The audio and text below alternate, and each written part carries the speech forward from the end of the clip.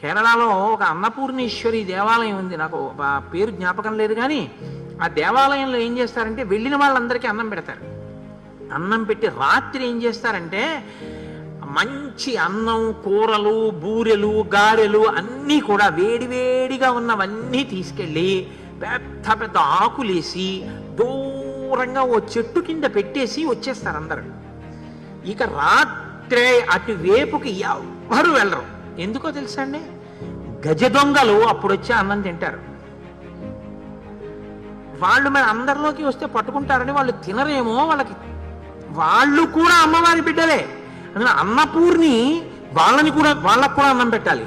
అది తప్ప యోగ్యుడైన కొడుకు అన్నం పెడతానంటుందండి అమ్మ. వీడు బాగా చదువుకున్నాడు, అన్నం పెట్టాను, నీకు 10 మార్కులు రాలేదు, నీకు అన్నం పెట్టానంటుందా అమ్మ? దారి తప్పినా దారిలో ఉన్న అన్నం పెట్టడం అమ్మ లక్షణం. అందులో అన్నపూర్ణి దేవాలయంలో అలా పెడతారు. అది ధర్మం అంటే.